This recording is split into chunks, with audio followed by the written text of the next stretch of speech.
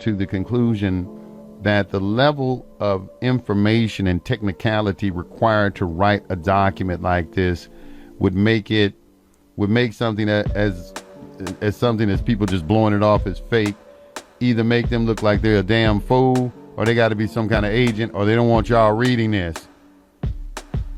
That's the only conclusion I can come to. Let's read it and let's see. I'm not going to read the entire thing, but there is a section I do want to show you about the educational system, about being dumbed down. And it's in the energy system, where he talks about energy. And this is a very, very good part of this particular document. And I'm going to start right here.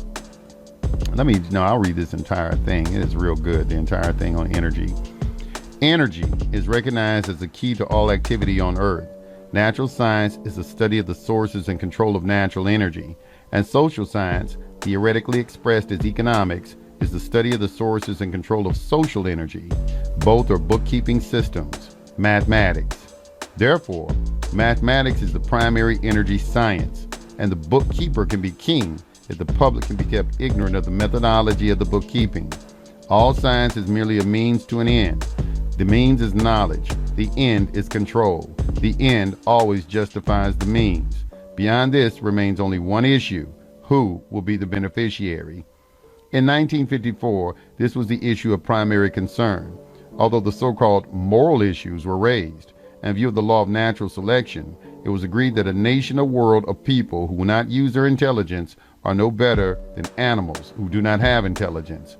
I think the most recent thing, you mentioned it before, and the most important thing,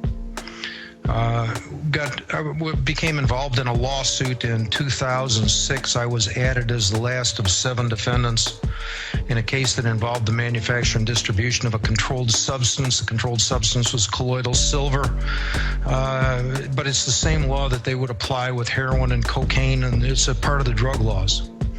It was a civil prosecution by the Attorney General of the state of Texas, and they added me as a defendant. I was fiduciary for a trust. The trust was a defendant. They made me a defendant, and they're suing every defendant, including me, for $25,000 a day. That's $9 million a year. I guarantee I don't have that kind of money. And it sharpens your attention quite a bit to be sued for that, especially by the Attorney General of the state of Texas. I started reading the relevant law. And I'm a student of the Bible, and I have an understanding of the Declaration of Independence and fundamental principles, and I was just shocked. I read the law, and the definition of drugs presumes the people to be animals. And when I first saw the language, I thought, my God, these damn fools, they don't even know what they're writing. And then I saw it a second time. And then I saw it 2 more times in the federal law. First, I found it in the Texas law, then I found it in the federal law, and we found it in 23 separate laws and regulations that applied in our case. And it's abundantly clear that the government has been treating the people as animals. This is the foundation of our war on drugs. The war on drugs laid the foundation for much of the modern police state. The police state gave us the prison industrial complex. And all of this is balanced on a couple of little definitions of drugs and medical devices that presume the people to be animals.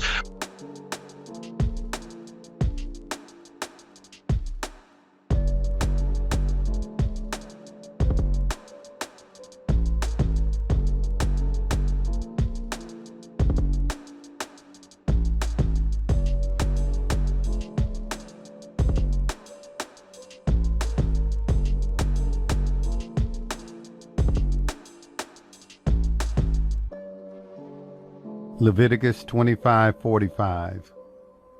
Moreover, of the children of the strangers that do sojourn among you, of them shall ye buy, and of their families that are with you, which they begat in your land, and they shall be your possession.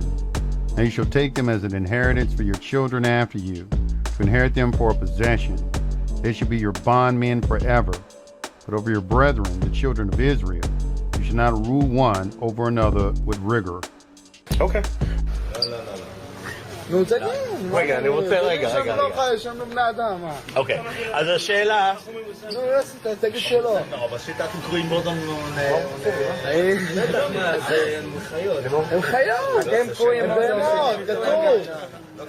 כתוב, אתם קרואים מועדון ואין הם קרואים מועדון. זהו, אבל לא הם בהמות. נכון, לא כתוב שהם אבל בהמות. יש איזה הסבר על זה, נכון? למה הם...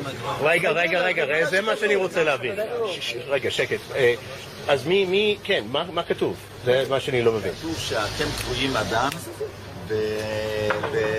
והגויים לא קרויים אדם, זה מה שכתוב. לא קרויים? לא קרויים אדם, לא קוראים להם אדם. אוקיי, אז מה קוראים להם? אדם זה אדמה לעליון. אדם הוא בן אדם שהוא שונה מהבהמה.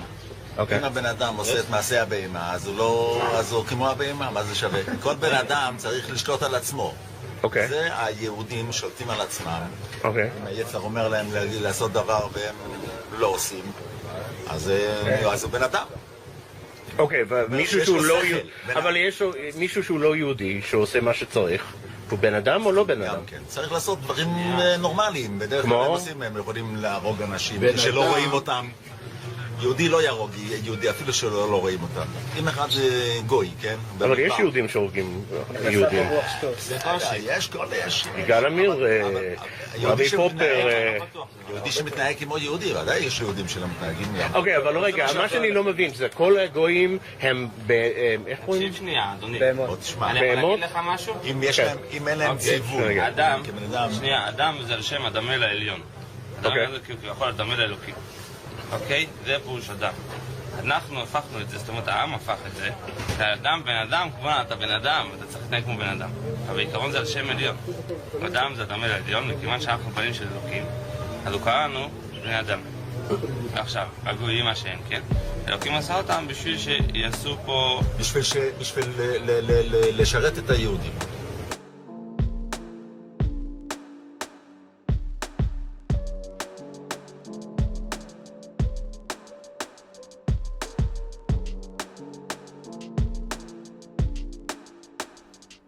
Protocol number 1. Putting aside fine phrases, we shall speak of the significance of each thought. By comparisons and deductions, we shall throw light upon surrounding facts. What I'm about to set forth then in our system from the 2 points of view, that of ourselves and that of the Goyim, in other words, non-Jews.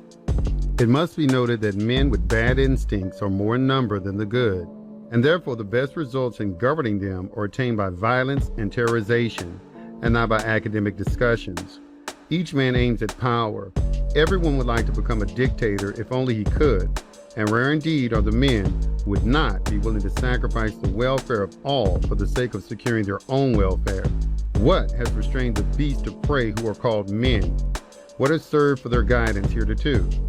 In the beginnings of the structure of society, they were subjected to brutal and blind force. Afterwards, to law, which is the same force, only disguised. I draw the conclusion that by the law of nature, right lies in force. Political freedom is an idea, but not a fact. This idea one must know how to apply whenever it appears necessary with this bait of an idea to attract the masses of the people to one's party for the purpose of crushing another who is in authority. This task is rendered easier if the opponent has himself been infected with the idea of freedom, so-called liberalism, and for the sake of an idea, is willing to yield some of his power. It is precisely here that the triumph of our theory appears.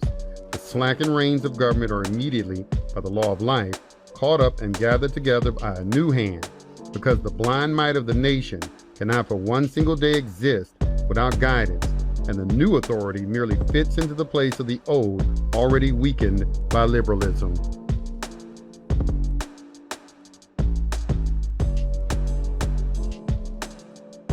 Protocol number 17. The practice of advocacy produces men cold, cruel, persistent, unprincipled, who in all cases take up an impersonal, purely legal standpoint. They have the inveterate habit to refer everything to its value for the defense and not to the public welfare of its results. They do not usually decline to undertake any defense whatever. They strive for an acquittal at all costs, caviling over every petty crux of jurisprudence, and thereby they demoralize justice. For this reason, we shall set this profession into narrow frames which will keep it inside the sphere of executive public service. Advocates, equally with judges, will be deprived of the right of communication with litigant. They will receive business only from the court and will study it by notes of report and documents. defending their clients after they have been interrogated in court on facts that have appeared. They will receive an honorarium without regard to the quality of the defense. This will render them mere reporters on law business in the interest of justice and as counterpoise to the proctor, who will be the reporter in the interest of prosecution. This will shorten business before the courts. In this way will be established a practice of honest, unprejudiced defense, conducted not for personal interest, but by conviction. This will also, by the way, remove the present practice of corrupt bargain between avocation to agree only to let the side win which pays the most.